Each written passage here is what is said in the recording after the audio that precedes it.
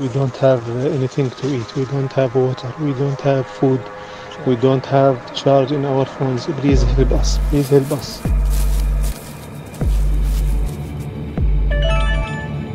Please help us. Please help us. We don't have anything. We don't have anything to eat. We have friends don't have clothes.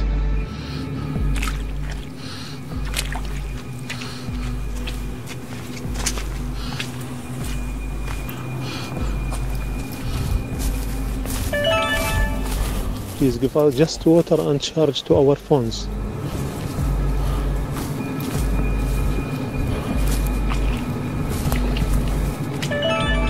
Where are you now?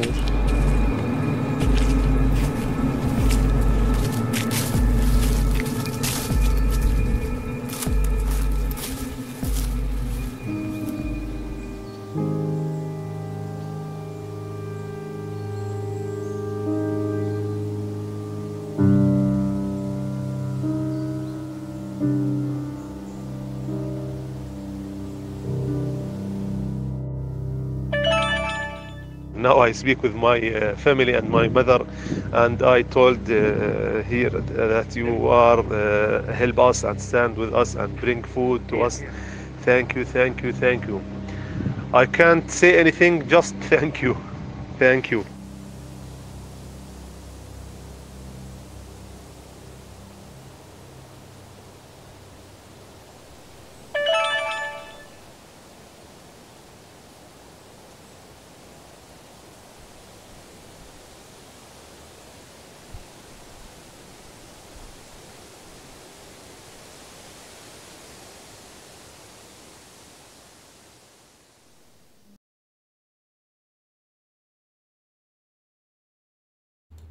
Piotr Czaban, Czaban robi raban, program nadawany na żywo.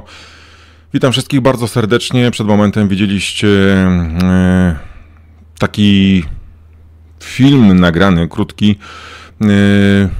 To był rok 2022, nagrany film podczas akcji Podlaskiego Ochotniczego Pogotowia Humanitarnego, gdzie udzielaliśmy wspólnie z Katarzyną Mazurkiewicz-Bylok pomocy uchodźcom z Syrii. Między innymi z ranami od kłów białoruskich psów. Tak to wyglądało w 2022 roku, tak to wyglądało też w roku 2021. Niestety w roku 2024 również takie ślady po przemocy widzimy na ciałach ludzi, których spotykamy nie tylko w lesie, ale także podczas przewożenia cudzoziemców, uchodźców, imigrantów z placówek Straży Granicznej do ośrodków otwartych chociażby w Białej Podlaskiej czy w Dębaku. Ten program dzisiaj jest poświęcony między innymi, no i wywołany głównie tym, o czym po godzinie 8, jeżeli się nie mylę, doniosły w mediach społecznościowych służby i wojskowe, i Straży Granicznej, mówiąc o ataku, jak to nazwały konkretnie, migranta na polskiego żołnierza. Później okazało się, że jeszcze 2 dodatkowo żołnierzy miało być rannych podczas tego, co miało miejsce na pasie granicznym w okolicach Dubicz Cerkiewnych.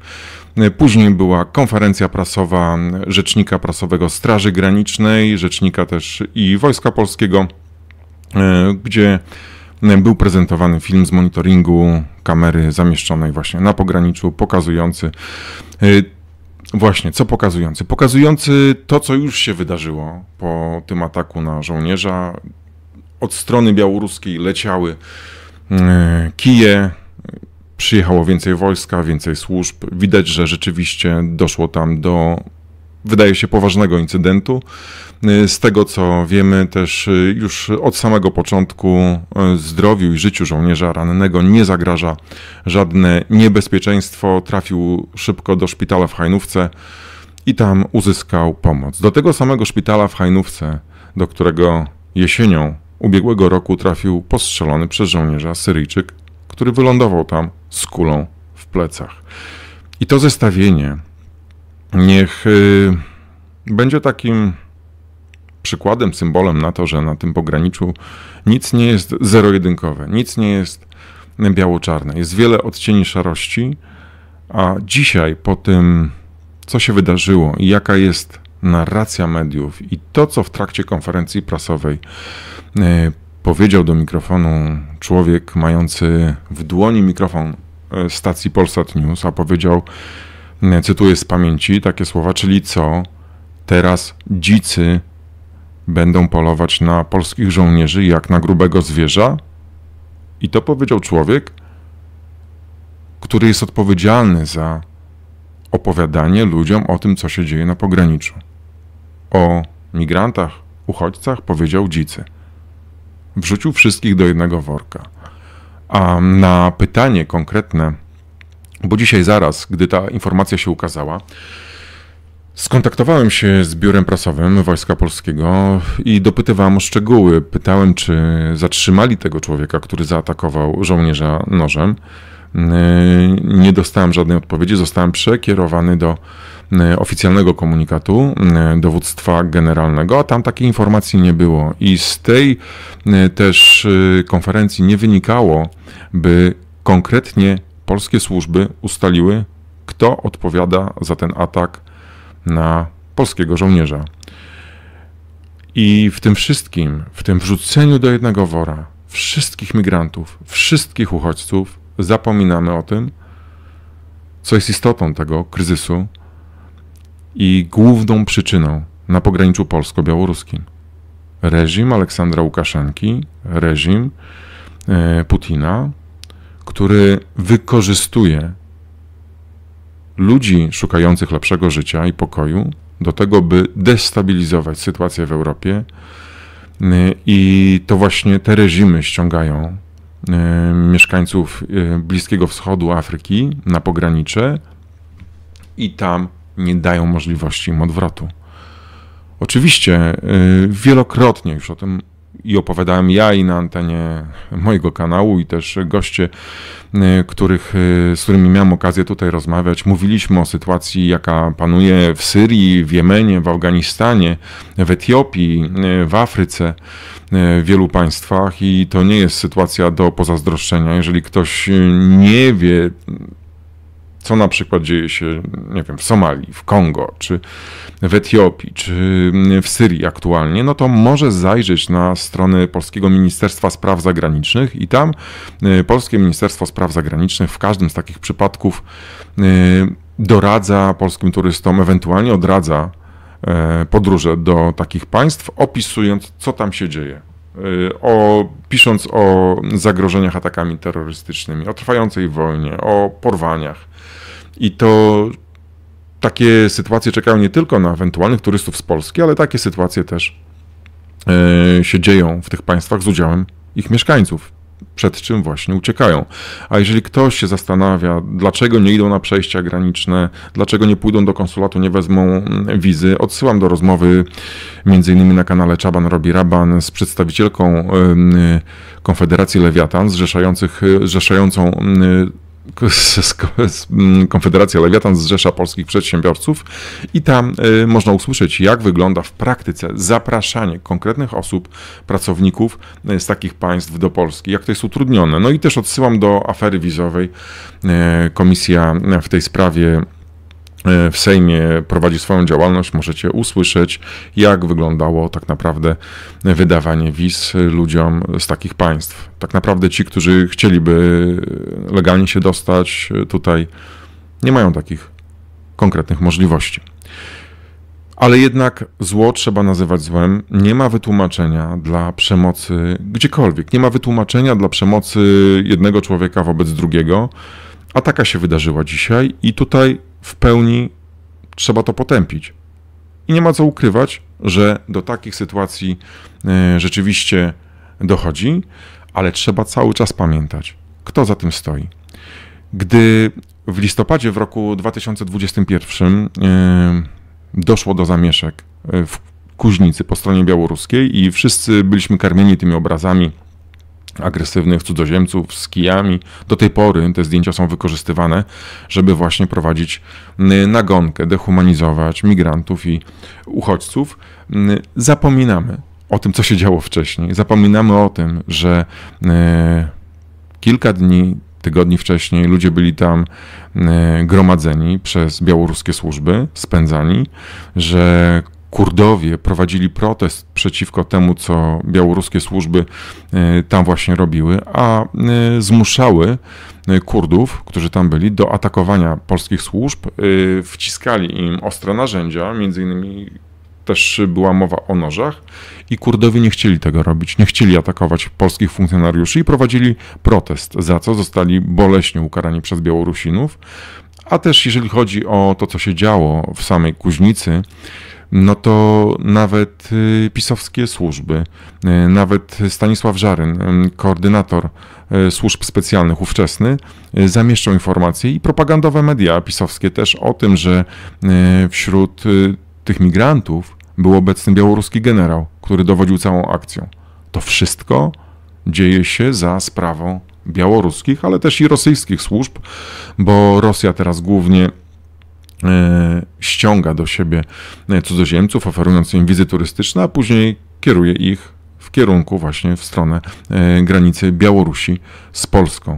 Nie mamy żadnej pewności, nie mają tej pewności tak naprawdę też i rzecznicy prasowi, chociażby Straży Granicznej, kim były te osoby doprowadzające dzisiaj do tych ataków na pograniczu. Czy to byli Białorusini, czy to byli białoruscy prowokatorzy, czy to też byli cudzoziemcy współpracujący z Białorusinami, a Białoruś już od dawna starała się pozyskać osoby właśnie o takim wyglądzie arabskim, którzy mieliby odgrywać na pograniczu rolę zwykłych uchodźców.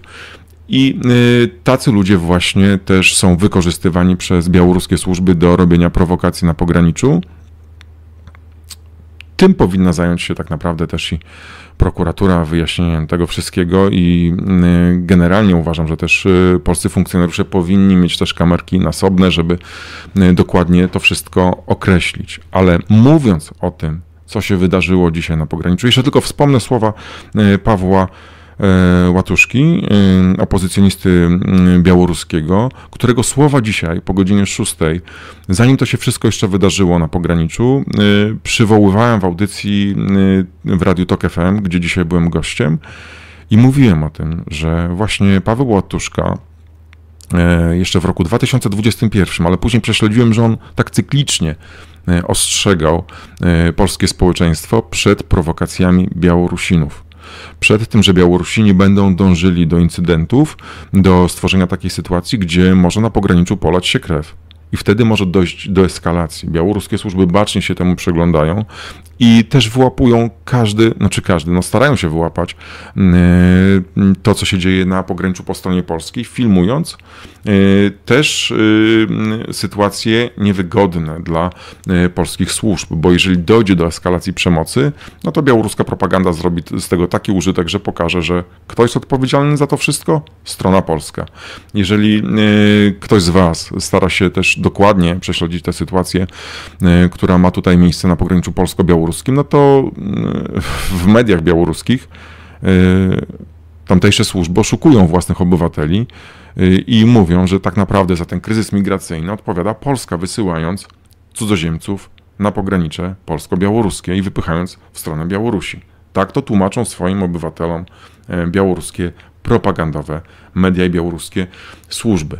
Ale Polska niestety, utrzymując przepisy o tych rozporządzenia o wywózkach, przerzucając się z białoruskimi służbami ludźmi, daje od samego początku pokarm dla tej białoruskiej propagandy, która się tym wszystkim żywi i białoruska propaganda nie próżnuje.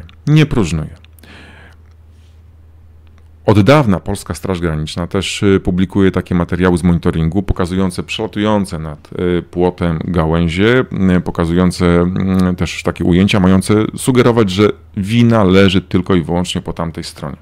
Ucięte są nagrania tak, że nie widać, co się dzieje wcześniej. A dzisiaj na tej konferencji, która była, przedstawiciel Wojska Polskiego mówił, że na przykład gaz jest w użyciu codziennym na pograniczu. Gaz.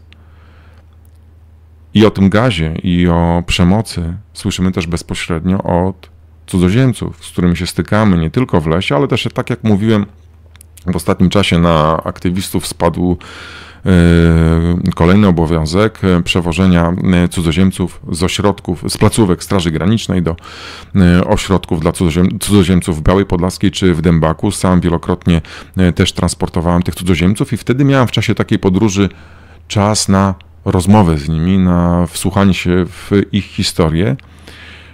Wczoraj opublikowałem nagranie z uchodźczynią z Syrii, z Sidrą, którą przewoziłem do ośrodka w Białej Podlaskiej wraz z innymi uchodźcami z Syrii. I Sidra zgodziła się opowiedzieć o tym, co przeżyła na pograniczu, pokazując swoją twarz. Opowiedziała o tym, jak z matką i z siostrą wędrowały przez to pogranicze, przechodziły nielegalnie na stronę polską. Ale jeżeli ktoś przejdzie nielegalnie na stronę polską, to czy zasługuje na bicie, na przemoc? A te kobiety tego doświadczyły. Sidra mówiła, że 3-krotnie została uderzona pałką, najprawdopodobniej teleskopową, po plecach. Jej matka, która też prawdopodobnie miała złamane nogi, na kolanach weszła 200 metrów w głąb Polski, została wyrzucona z powrotem na Białoruś. Też udało się zarejestrować wolontariuszce na pograniczu od strony polskiej to, jak wygląda pushback. Też to nagranie publikowałem w swoich mediach społecznościowych. Dzisiaj była konferencja Koalicji Aktywistów w Warszawie, gdzie też to nagranie było publikowane, gdzie była przedstawiona aktualna sytuacja na pograniczu polsko-białoruskim. I na tym nagraniu, ja opublikowałem też to nagranie we wstępie do rozmowy z Sidrą. Widać, jak na pasie granicznym stoi ambulans wojskowy i jak jest podejmowany przez polskich funkcjonariuszy z ziemi ktoś, kto jest bezwładny i jest przez bramkę przenoszony na stronę białoruską. I w tym wszystkim każdy z nas, a zwłaszcza dziennikarze, a zwłaszcza służby, powinny pamiętać o tym, że to nie jest takie zero-jedynkowe, że oto źli migranci atakują nożami polskich funkcjonariuszy i wszystkich wrzucamy do jednego wora. Jeżeli ktoś to zrobił, konkretny, to oczywiście zasługuje na potępienie i na karę. Ale czy można do tego samego wora wrzucić rodzinę z dziećmi? Czy można do takiego samego wora wrzucić Sidrę z jej siostrą i z jej matką? Czy można do takiego samego wora wrzucić 25-letnią Somalijkę, którą też przewoziłem, która na jednym przedramieniu pokazuje rany po pobiciu w Polsce, na drugim rany po ataku białoruskich psów? To się dzieje. Też kilka dni temu opublikowałem informację o kolejnym nieżywym człowieku, o szczątkach człowieka. Został odnaleziony przez innych migrantów, uchodźców po stronie białoruskiej. Oni zrobili zdjęcia, zapisali dokumentację, lokalizację tego miejsca. Poinformowałem o tym Polską Straż Graniczną, gdzie to mniej więcej jest. Został tam wysłany patrol, ale patrol przez te przęsła nie zobaczył przez gęstwinę leśną tych szczątek, ale przekazał te informacje białoruskim pogranicznikom, licząc na to, że Białorusini mimo wszystko w tym draństwie, które uprawiają, podejmą to ciało i nie wiem, pochowają. Tak to wygląda. Nie jest nic biało-czarne. I ci sami też migranci, uchodźcy, których przewozimy, przyznają, że spotykają się nie tylko z niszczeniem telefonów, nie tylko z biciem po stronie polskiej czy białoruskiej, ale też z przejawami ludzkiej wrażliwości ze strony polskich żołnierzy, którzy potrafią dobrowolnie przekazać wodę, jedzenie i są też tacy polscy mundurowi i szacunek wam za to, ale też mówią o tym, że polscy mundurowi handlują żywnością, wodą z migrantami i uchodźcami wycieńczonymi na tym pograniczu. Za pieniądze im to przekazują, za powerbanki i to też ma miejsce. I to też ma miejsce. Weryfikowanie informacji. to jest niezwykle ważna sprawa. Ale jeżeli są te emocje, jeżeli aktywiści są przesiąknięci tymi wiadomościami, tymi obrazami ludzi pobitych, wyczerpanych, chorych, wtedy ten obraz już nie jest do końca taki, nie wiem, na który można popatrzeć z dystansu, już się jest częścią tego obrazu. Tak samo teraz się dzieje z tymi, którzy nie widzą tego, co widzą aktywiści, ale widzą i słyszą przekaz Straży Granicznej wojska w sprawie tego ataku. I dochodzi do podziału, do polaryzacji, do wojny plemion. Jedni mówią, że wszyscy uchodźcy są źli imigranci, drudzy mówią, że wszyscy żołnierze. A tak to nie wygląda. Świat nie jest taki czarno-biały. Ale od początku, od 15 października, czyli po wyborach do parlamentu, kiedy zmieniła się władza w Polsce, ja prosiłem, i to mówiłem na poważnie, prosiłem polski rząd, zdejmijcie to z nas, obowiązek udzielania pomocy humanitarnej na pograniczu. Niech zajmie się tym państwo, bo my jesteśmy tutaj wyczerpani. Tak się nie stało. Były zapowiedzi Macieja Duszczyka o tym, że zespoły poszukiwawczo-ratunkowe Straży Granicznej wyręczą nas. To się nie dzieje. Możecie to zobaczyć w relacjach, w informacjach, w wiadomościach, które zamieszczam i na stronie czabanrobieraban.pl i w swoich mediach społecznościowych. Nadal aktywiści muszą to wszystko robić. No i niestety strony się często radykalizują, nie dostrzegając tych niuansów. I jedna strona, i druga. Dzisiaj, gdy rozmawiałem z panią ze Straży Granicznej z Nowego Dworu, bo też trzeba było zorganizować transport kolejnych 3 cudzoziemców z placówki w Nowym Dworze do ośrodka w Białej Podlaskiej. Pomogła mi w tym moja patronka Ewa Wdowiak, która bezpośrednio dzisiaj z Nowego Dworu przewoziła tych ludzi.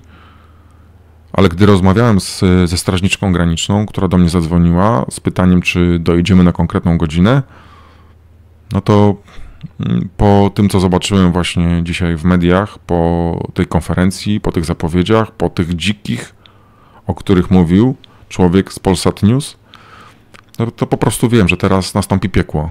Teraz nastąpi piekło. Będzie jeszcze, myślę, gorzej niż w kampanii wyborczej przed 15 października, gdzie służby grały też, no chociażby przypominam aresztowanie Ewy Schmidt-Mendozy, która została uznana za hersztkę gangu przemytniczego i aresztowana, trafiła do aresztu na 20 dni. Przedstawiciele Prawa i Sprawiedliwości robili triumfalnie konferencje prasowe w trakcie kampanii wyborczej, by przykryć aferę wizową. Teraz mamy też kolejną kampanię wyborczą do Europarlamentu. Wczoraj mieliśmy przedstawione szczegóły tarczy Wschód. Wpompowane 10 miliardów tutaj na pogranicze.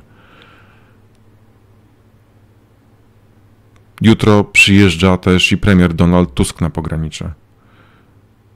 Myślicie, że ktoś będzie mówił też o tym, że dochodziło tutaj na pograniczu i dochodzi też do przemocy ze strony polskich służb? Ktoś będzie mówił, że Białorusini leją, grożą śmiercią migrantom i uchodźcom? Czy może po prostu sprawa jest dla wielu zero-jedynkowa? Źli migranci i koniec. Był atak i teraz koniec. I teraz zaminujmy to, strzelajmy do ludzi, bo takie propozycje są. Już ten hejt się wylał. Już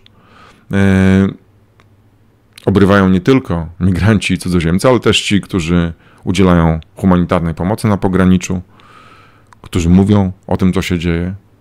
A media, tak jak mówiłem o tym w Usnarzu pod koniec sierpnia w ubiegłego roku, kiedy na tle tego płotu lansowali się politycy ówczesnego rządu, czyli Mariusz Kamiński, Błaszczak, Rau, i media nie zadawały żadnych pytań, tylko słuchały grzecznie i potulnie tego, co mają do powiedzenia politycy. Ja tam byłem tym, który zepsuł atmosferę i politykom, i mediom. Do mediów powiedziałem, że nie informują uczciwie o tym, co dzieje się na tym pograniczu. A dlaczego nie mówią uczciwie? dlatego że boją się posądzenia o destabilizację państwa polskiego, o bycie pachołkami Łukaszenki czy Putina, bo łatwo teraz przypiąć właśnie w takich sytuacjach łatkę ludziom. Łatwo było odstawić Janinę Ochojską z list do Europarlamentu tylko dlatego, że upominała się o prawa człowieka na pograniczu. Pamiętacie, co się działo w trakcie premiery filmu Zielona Granica Agnieszki Holland?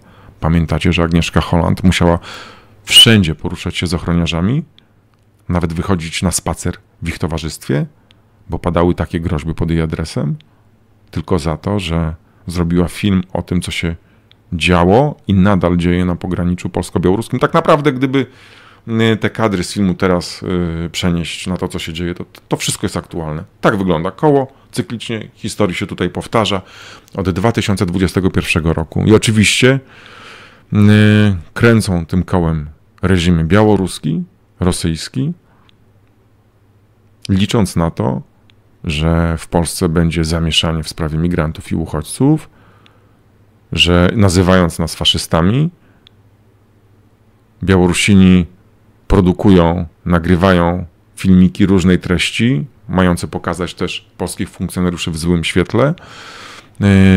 Te filmiki gdzieś krążą, są wtykane, wpychane. Też ostatnio gdzieś ktoś na Twitterze, też taka ekspertka, która bardzo była chwalona przez Annę Michalską ze Straży Granicznej, zamieściła filmik zaskoczona, pokazujący jakiegoś polskiego niby żołnierza, który pomaga przechodzić przez płot ten z koncentriną, a ja nie wiem, czy to nie jest jakaś fejkowa propaganda białoruska, bo taki płot druciany i część takiego muru, który jest na tym pograniczu, oni sobie mogą postawić w każdym miejscu u siebie w lesie, przestawić komórkę i powiedzieć, że to jest właśnie ten płot i ten żołnierz polski, a to może być przebieraniec białoruski, bo uchodźcy już od samego początku mówili, że widzieli, jak Białorusini przebierają się w polskie mundury. Oni mogą zrobić wszystko. I też wpuszczają do sieci różne nagrania mające przedstawiać właśnie agresję też i polskich służb. I tu wszędzie zalecam ostrożność. Oczywiście i mediom, i aktywistom. I przypominam też, że gdy kilka lat temu, jeszcze oczywiście w trakcie trwania tego kryzysu humanitarnego, też przed tym przestrzegałem, to pojawiali się tacy aktywiści, którzy nazywali mnie rzecznikiem Straży Granicznej. No bo jak to? No bo to musi być prawda i wszystko trzeba, to co podają nawet niewiadome źródła, brać na poważnie. A na poważnie trzeba brać zeznania ludzi z krwi i kości, których mamy przed sobą, których znamy. I takich dowodów dla polskiej prokuratury na to, co się dzieje na pograniczu, jest mnóstwo i mnóstwo świadków, którzy są w ośrodkach dla cudzoziemców. Przypominam o zespole prokuratorskim, który powstał na mocy decyzji prokuratora krajowego. Prokuratorzy z Siedlec zajmują się badaniem łamania prawa na pograniczu polsko-białoruskim, też przez polskich funkcjonariuszy i przypominam, że decydującym takim czynnikiem w sprawie powołania tego zespołu były moje 10-godzinne zeznania. Konkretne, mówiące o konkretnych przypadkach, konkretnych faktach, bez wymyślania, bez ubarwiania. I to zalecam też wszystkim aktywistom. Nie ubarwiajmy. Nie ma co ubarwiać, nie ma co podkręcać, trzeba mówić prawdę. Trzeba mówić prawdę i też apeluję do mediów, ale wiem, że media będą bały się mówić o tym, że polscy funkcjonariusze też stosują przemoc wobec migrantów i uchodźców po polskiej stronie. A ja mówiąc o tym, też zawsze przypominam, że są też te szlachetne przypadki. Nic nie jest biało-czarne. To miał być taki mój komentarz krótki, wydarzyło się i też nie chcę milczeć. To mnie wszystko też przybija i widzę też, w jakim stanie są moi przyjaciele, chociażby z Podlaskiego Ochotniczego Pogotowia Humanitarnego, którzy walczą i monitorują sytuację na słupkach tych granicznych. I to dzięki też takiemu uporowi udało się zarejestrować ten pushback. Po raz pierwszy tak naprawdę po polskiej stronie udało się zarejestrować kamerą wideo to, jak człowiek bezwładnie jest podnoszony przez polskich funkcjonariuszy i przez bramę przerzucany na stronę drugą tego płotu. Tam po drugiej stronie tego płotu, jeszcze przez co najmniej metr, jest też Polska. Nie wiem, czy to wszyscy wiecie. Dobrze, to zobaczę też komentarze, które tutaj się pojawiają w trakcie tej audycji na YouTubie. Aha, czy będzie zrzutka na leczenie polskiego żołnierza? Zachęcam, jeżeli chcesz taką założyć, proszę bardzo. Dzięki za szybką reakcję i komentarz, Ewa Trojanowska. Róża Wiatrów. Odwiedzam rytualnie grup na cmentarzu w Sokółce. Wszechświat pomieści wszystkich widzialnych i niewidzialnych, poszukujących i tych, którzy już odnaleźli drogę. Tak. Dziesiątki ludzi umarło na tym pograniczu. Umarł też człowiek w aucie Straży Granicznej. Sprawę prowadzi prokuratura w Ostrołęce. Czy słyszeliście, żeby media o tym przypadku mówiły? Czy słyszeliście, żeby media powiedziały o tym właśnie w tytule, że człowiek zmarł w aucie Straży Granicznej? Karetka została wezwana, gdy już nie żył? Czy wszystkich Polaków powinniśmy wrzucić do jednego wora, bo jakiś zwyrodnialec zgwałcił w centrum Warszawy Białorusinkę, która zmarła? Teraz, po tym, co zaszło dzisiaj na pograniczu, nie wiadomo tak naprawdę, czy za sprawą zwykłego migranta, czy za sprawą prowokatora białoruskiego. Teraz ta sytuacja obróci się przeciwko wszystkim migrantom i uchodźcom. Co do tego nie mam wątpliwości i dla wielu jest to niestety polityczne złoto. Dobre Piotr pisze, zapomnieliśmy, jak my szukaliśmy lepszego życia za komuny. Generalizacje są krzywdzące i jest to błąd poznawczy. Tak to mamy. Aha, jeszcze komentarz, czyli postawiliśmy i stawiamy mur berliński XXI wieku w Polsce. Oczywiście też pamiętajmy o bezpieczeństwie na granicy i to w ogóle nie ma co do tego też żadnych pytań, bo wiemy, co Rosja wspomagana przez Białoruś robi w Ukrainie i trzeba być przygotowanym. Ale w tym wszystkim jedna prosta i podstawowa zasada, która zawsze przyświecała mi. Nie możemy pozwolić, żeby człowiek umierał. Obojętnie kim był, na polskiej ziemi, w polskim lesie, nie możemy pozwolić na wyrzucanie kogoś do białoruskiego lasu. To jest narażanie człowieka na utratę zdrowia i życia. I ludzie umierali w wyniku właśnie takich pushbacków. I na to nie będzie nigdy mojej zgody. Przejdę do komentarzy na Facebooku. Małgorzata Sosnowska. Straszne to wszystko. Najgorsze, że nie widać żadnego światełka w tunelu. Małgorzata Weronika Feret.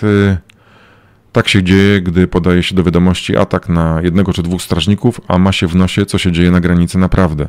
Oni nie rozumieją, że takimi informacjami nakręcają spiralę nienawiści.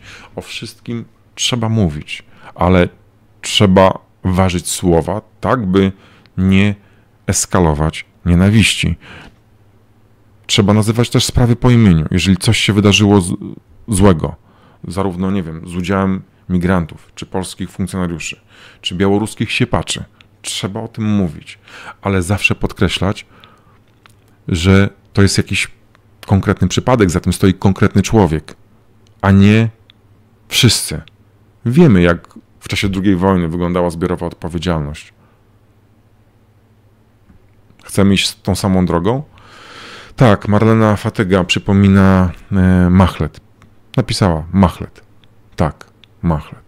Etiopka, 28-letnia. Zmarła, mimo że mogła żyć, bo polscy funkcjonariusze, którzy byli powiadomieni o tym, że dziewczyna potrzebuje pomocy, nie udzielili jej tej pomocy, a towarzysze, którzy byli z nią, którzy informowali właśnie o tym, że dziewczyna jest chora i w trudnej sytuacji jej towarzysze zostali wyrzuceni na Białoruś, a Mahlet w lutym przy minusowych temperaturach, kilometr od Hajnówki, została pozostawiona sama sobie i zmarła z wychłodzenia.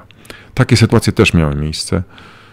Czy wtedy polskie służby zwoływały konferencje prasowe, mówiły o tym, jak się zachowali, nie wiem, czy policjanci, czy strażnicy, od nich się tego dowiadywaliście? No nie. Każdy próbuje ugrać tutaj własny interes, każdy próbuje się wybielić, a tak naprawdę za to wszystko zapłacą zwykli ludzie w drodze, zwykli uchodźcy z Syrii, z Jemenu, z Afganistanu, z innych państw, zwabieni przez reżim Putina, Łukaszenki, którzy trafiają do piekła na tym pograniczu, bo nawet gdy już widzą, w co się wpakowali i chcą wrócić do Mińska, chcą wrócić do swoich ojczyzn, słyszą, nie ma odwrotu. Albo śmierć, albo won na polskie druty. Tak to wygląda. I teraz, szczerze powiedziawszy, ja jestem bezsilny. Ja mogę tylko mówić. Oczywiście zapłacę za to też swoją cenę. Będzie hejt, nie tylko. Ale cóż, czy można milczeć w obliczu tego zła, które nas otacza? Myślę, że nie. Trzymam kciuki za wszystkich tych, którzy chcą stać prosto i nadal nieść pomoc w lesie tym, którzy na taką pomoc czekają. Pomoc ratującą życie. Wiem, że też dla mundurowych, wrażliwych mundurowych, którzy są na tej granicy, którzy przekazują wodę, którzy też udzielają pomocy, to będą trudne chwile. I wiem, że też ludzie, którzy kibicowali tej sprawie na pograniczu i współczuli i rozumieli, że dzieje się tutaj zło, mają mętlik w głowie, tak jak o tym napisała w komentarzu na moim kanale pani Magdalena Falkowska, jeżeli się nie mylę. Słuchając tego, co nie mówi rząd Prawa i Sprawiedliwości, który znany był z tej dehumanizacji, z tego złego traktowania, wykorzystywania uchodźców do swojej propagandy politycznej, ale mówi to ten nowy rząd. Ja przypominam, że to, co mówi nowy rząd, rozpoczęło się w artykule Gazety Wyborczej autorstwa Małgorzaty Tomczak, gdzie link prowadzący do tego artykułu brzmiał: a może też cytuję to z pamięci, a może to dobrze, że Straż Graniczna przerzuca migrantów. Nie jest to dobre. Żaden pushback, żadne skazywanie ludzi na cierpienie nie jest dobre.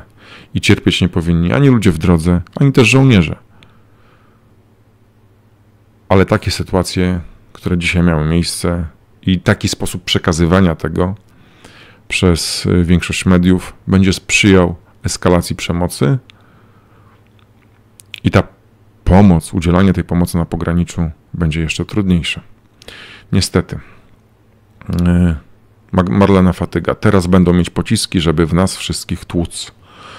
Jolanta Klimkiewicz. Przemoc zawsze należy potępić, ale z obu stron. Ile przemocy spotyka uchodźców ze strony służb, a media widzą tylko tę przemoc jednostronnie. Wliczyć w to trzeba także przemoc słowną. To jest pierwszy krok do czynów. Zło rodzi zło. Tym stwierdzeniem zakończyłem dzisiejszą swoje poranne wystąpienie w programie TOK FM, nie wiedząc jeszcze, co się wydarzy po godzinie 8. Zło rodzi zło i będzie rodzić, jeżeli poddamy się temu złu. Dziękuję wam wszystkim, dziękuję patronom, którzy wspierają kanał Czaban Robi Raban. Wiem, że to też jest dla was trudne i nie każdy jest w stanie jak gdyby znieść też te moje słowa i moje wiadomości mówiące o tym, że rząd Donalda Tuska zgadza się na wywózki, które są śmiertelnym zagrożeniem. Ale tak jest. I niezależnie od tego, czy to mi przysporzy, a raczej nie, patronów na kanale, będę o tym mówił, dopóki jestem, dopóki mam energię, mam siłę, ale jak widzicie i słyszycie, tej energii w tym momencie jest coraz mniej, bo zdaję sobie sprawę z tego, jakie piekło ze zdwojoną mocą wybuchnie właśnie teraz, po tym, co wydarzyło się dzisiaj o poranku. Dziękuję wam wszystkim za to, że wysłuchaliście tego mojego komentarza do aktualnych wydarzeń na pograniczu. Dziękuję, że jesteście. Trzymajcie się. Cóż, tak będzie. Stójmy prosto, nie bądźmy obojętni. To mogę powiedzieć, to mogę doradzić, ale też nie poddawajmy się tym skrajnym emocjom i nazywajmy sprawy po imieniu. Nie podkręcajmy tej rzeczywistości, która jest i tak maksymalnie podkręcona. Żegnam się z wami Jednym z tych nagrań, które niestety, ale wydarzyły się, te sytuacje, które zarejestrowałem swoją kamerą na pograniczu, i takich sytuacji niestety przypuszczam, że będzie znacznie więcej.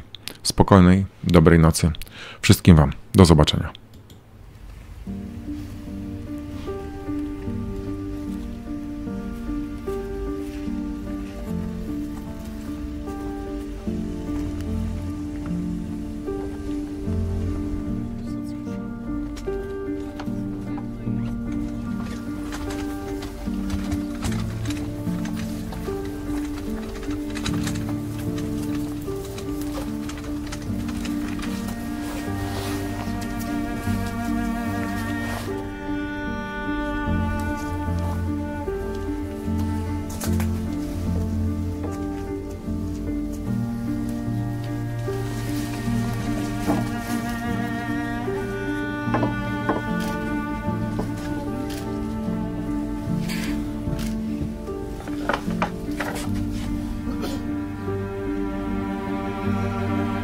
الله أكبر.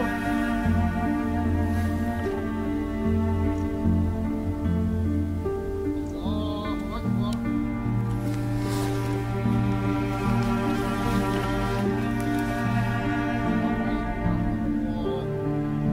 السلام عليكم ورحمة